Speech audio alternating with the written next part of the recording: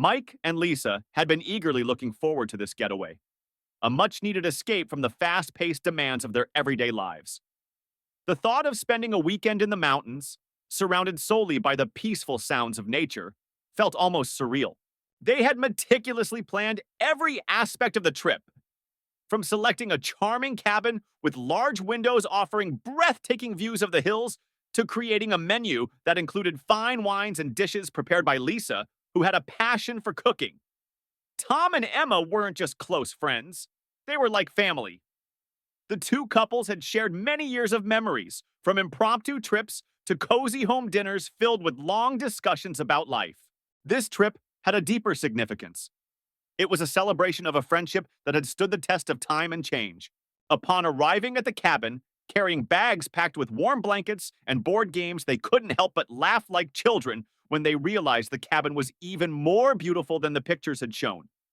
The fresh mountain air invited them to unwind and forget about everything beyond the cabin's walls. On their first night, the atmosphere was filled with pure joy.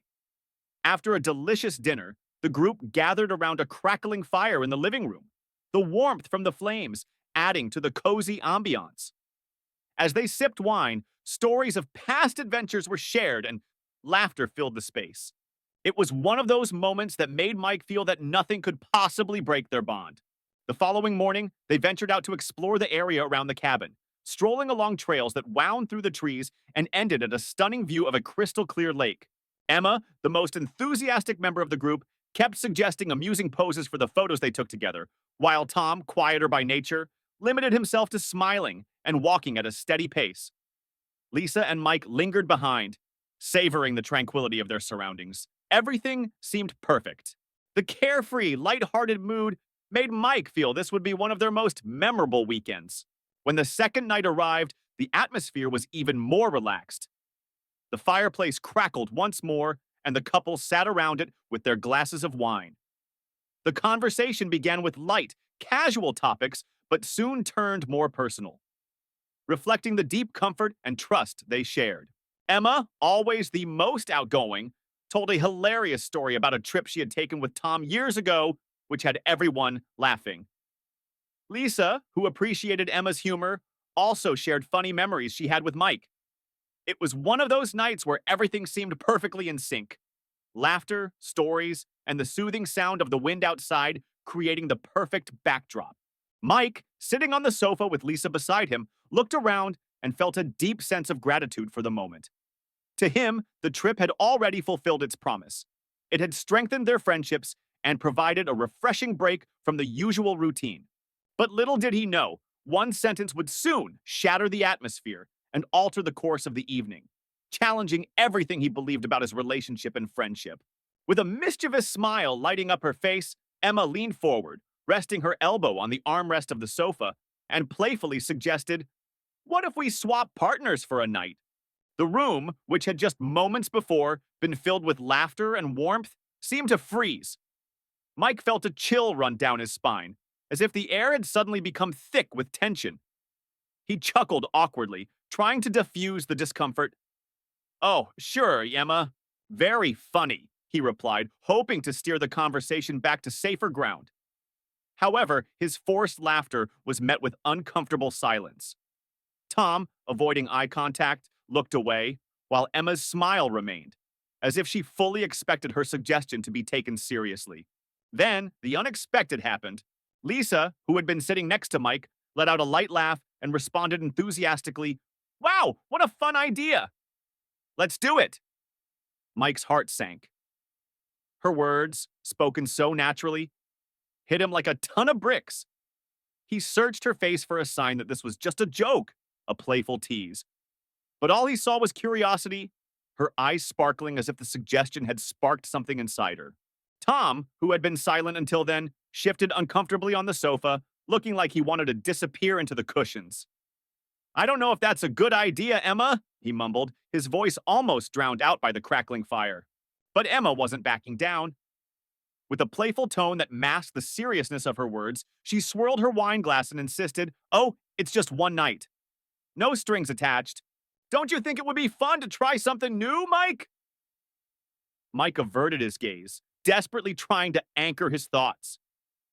The fire's glow seemed to intensify, or maybe it was just his mind racing to comprehend the absurdity of the situation. He knew he needed to respond, but it felt as though he was stuck in a slow motion nightmare, the discomfort in the room amplifying with every passing second. Finally, he took a deep breath, forcing a smile as he tried to change the subject. Well, I think we've had enough wine for tonight, huh? Maybe it's time to get some rest. His attempt to end the conversation failed miserably. Lisa, now clearly excited by the idea, turned to him, placing her hand on his arm. Mike, didn't you say you wanted to try something different in our relationship? Maybe it would be fun, something out of the ordinary. Those words hit him like a punch to the stomach. Since when was Lisa unhappy with their routine? He had never imagined that his wife, the woman he thought he knew inside and out, would even entertain such a suggestion. The room now felt smaller, and every face around him seemed to hold secrets he hadn't known. Mike stood up abruptly, muttering that he needed a moment, and quickly made his way toward the bedroom. As he walked down the hall, he could hear fragments of the conversation continuing in the living room. Emma was still talking about how modern couples were exploring new boundaries, while Tom was grumbling in disagreement. But Lisa, he couldn't hear Lisa's response. Was she defending the idea, or was she just silent? Either way, it made everything feel even more unsettling. When Mike reached the bedroom, he shut the door behind him and leaned against it, trying to sort through his thoughts. The cabin, once a peaceful retreat, now felt suffocating.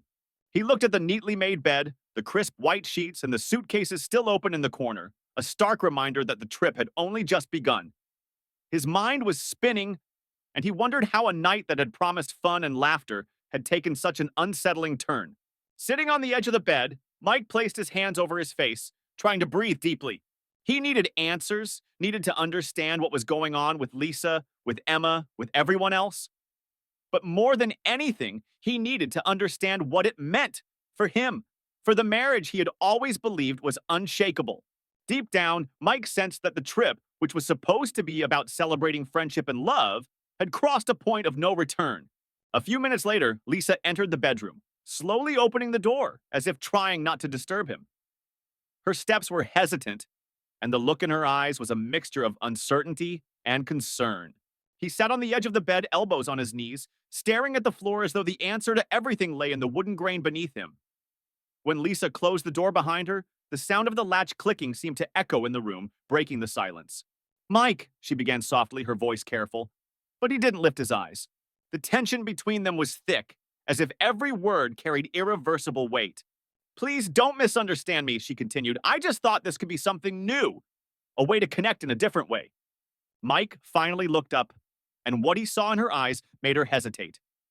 There was no anger, no shouting, no accusations. What she saw in his eyes was something far worse, deep, silent hurt. Connect us? He repeated, his voice low but steady. You think we need that to connect? Since when do you feel like something is missing between us, Lisa? Because honestly, this is the first time I'm hearing you say anything like this. Lisa fell silent, her words lost in the weight of the moment. Lisa pressed her hands to her chest, as if searching for the right words. It's not that something is missing, she said after a pause. I just thought maybe breaking from our usual routine could be interesting. When Emma brought it up, I don't know, I got caught up in the moment. I didn't mean to hurt you. Mike stood up suddenly, moving away from her, pacing the room with his hands clasped behind his head, a gesture that Lisa recognized as his way of trying to manage his frustration. You didn't mean to hurt me, Lisa? How can you say that? You saw how I reacted in there.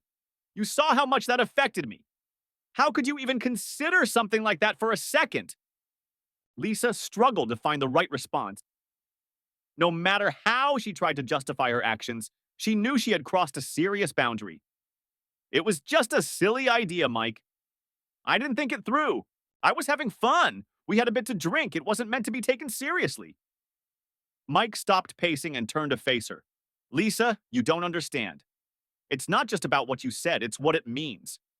I thought I knew you, that I understood where our limits were, and now I'm wondering if everything I thought was solid between us is just slipping away. The silence that followed hung heavily in the room. Lisa tried to approach him, but he stepped back, needing space. She felt small and helpless, as if she was witnessing the destruction of their relationship, something she had always believed was unbreakable. I don't want to talk about this right now, Mike said, his voice quieter. I need time to think, to understand how we ended up here. Without waiting for a response, Mike left the room, shutting the door with a firm click that made it clear he wanted to be left alone. Lisa was left standing there, feeling the weight of her decisions that night. She sat on the bed, running her hands through her hair, staring blankly ahead. For the first time, she questioned whether she had truly understood the impact of her words. What was supposed to be a celebration now seemed to have turned into a test of their relationship. And as much as Lisa wished she could rewind time, she knew it was too late to undo what had been said. The next morning, the cabin was thick with silence, as if a heavy cloud had settled over it. The scent of fresh coffee filled the kitchen. But instead of being comforting, it felt like a hesitant attempt to restore normality to the tense atmosphere. Mike sat at the table, a cup in his hands, gazing out the window where the morning mist lingered between the trees. His eyes were locked on the view, but his thoughts were far away, consumed by the turmoil of the night. Lisa entered the kitchen quietly a moment later, her steps light, as if she were afraid to disturb the fragile balance of the room. "Good morning," she said softly, but her greeting seemed to hang in the air, unanswered. Mike gave only the slightest tilt of his head, his eyes never leaving the window. Lisa sat across from him, but she didn't have the courage to say anything more. The distance between them now felt far greater than the table that separated them. Soon, Tom appeared, followed by Emma, who, unlike the others, seemed to have slept peacefully and acted as though nothing had happened. "Wow, that smells good," Emma said cheerfully, helping herself to a cup of coffee. Her energy felt out of place, almost inappropriate, given the heavy mood in the room. Tom, on the other hand, appeared visibly uncomfortable. He avoided eye contact with Mike and Lisa, staying near Emma as though hoping she wouldn't push any more boundaries. After a few minutes of forced, shallow conversation, which felt more obligatory than natural, Mike finally broke the silence. He placed his cup on the table with a controlled but firm motion, then looked directly at Tom. "Can we talk?" he asked, his voice calm but filled with seriousness. Tom nodded, setting his cup down without finishing it, and the two of them stepped out onto the porch, where the cool mountain air provided a welcome break from the suffocating tension inside the cabin. They stood in silence for a few moments, watching the trees sway in the breeze, until Mike finally spoke. "Tom, what happened last night was unacceptable." He took a deep breath before continuing. "I'm not just talking about what Emma suggested. I'm talking about how it shook everything this trip was supposed to represent. Honestly, I expected more from you." Tom shifted uncomfortably, his hands in his pockets, his gaze focused on the ground. "Mike, I didn't know Emma was going to say that. It was completely out of line. I was as shocked as you." "Then why didn't you say anything?" Mike asked, his voice rising slightly but still controlled. "You stayed silent while she crossed a boundary. You could have stopped it, but you did nothing." Tom looked up, finally meeting Mike's gaze. "I was trying to process what was happening. It was awkward, and I didn't know how to react. But believe me, I don't support what she said. Not at all." The sincerity in Tom's voice seemed to calm some of Mike's anger, but it didn't erase the hurt he felt. "Look, Tom," Mike said, "I get that sometimes people say things without thinking. But what bothers me isn't just what was said. It's the effect it's had. Lisa and I are in a complicated place right now. Mike wasn't sure if their relationship would ever return to how it was before." Tom sighed and ran a hand over his face. "Mike, I'm truly sorry for all of this," he said. "I'll speak to Emma. She needs to understand the harm she's caused, and I want you to know that if I could go back, I'd have handled it differently." They stood in silence for a few more minutes, the sounds of nature surrounding them, filling the space with calm. Mike knew Tom's apology was genuine, but it couldn't erase the damage that had been done. Their friendship, like Mike's relationship with Lisa, now felt fragile, and Mike wasn't sure how or if things could ever be repaired. As they walked back inside, the heavy silence returned, the feeling that something irreversible had occurred hanging in the air. Mike wasn't certain if the trip or even the bond they all shared could withstand the events of that night. In the bedroom, Lisa sat on the edge of the bed, her eyes focused on her hands, clasped tightly in her lap. The silence between them was suffocating, almost unbearable. When Mike entered, carefully closing the door behind him, the sound of the wood closing felt like the last note in a song nobody wanted to hear. He leaned against the door for a moment, taking a deep breath before speaking. "I spoke to Tom," he said, his voice steady but filled with emotional exhaustion. Lisa looked up at him, trying to read his feelings, but Mike seemed distant, like a wall she couldn't penetrate. He didn't know Emma was going to say that, but that doesn't change how it's affecting us. Lisa stood slowly, walking toward him. "Mike, I know I messed up," she said, her voice trembling slightly. "I should have realized how wrong it was, how it would hurt you. I don't know what came over me at the time. I just wanted to seem fun, to be cool. I didn't think about what it would do to us." Mike turned his head, running his hand through his hair in frustration. "Cool?" he repeated, his voice sharper now. "Lisa, this isn't about being cool. This is about respect. It's about boundaries. How could you not see that this would hurt us?" She reached out, her hand trembling as she extended it toward him, but stopped halfway, unsure. "I see it now, Mike. I saw it the moment you walked out of the room last night, and I hate myself for it. But please, let me make this right." Mike finally looked her in the eyes, and what Lisa saw there broke her heart.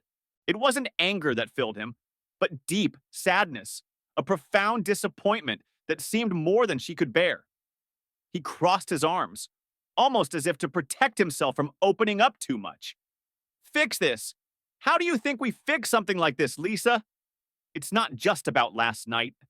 It's about what it means. I thought we had a solid foundation, that we knew who we were to each other. Now, I'm questioning everything." Her words struck Lisa like a blow. She knew Mike was hurt, but she hadn't realized how much he was questioning their entire relationship. "Mike, I never wanted you to feel this way. You mean everything to me. Everything. Maybe yesterday I was trying to fill a void, something I didn't even understand. I just wanted something different, something to break us out of our routine. But I chose the worst way to go about it."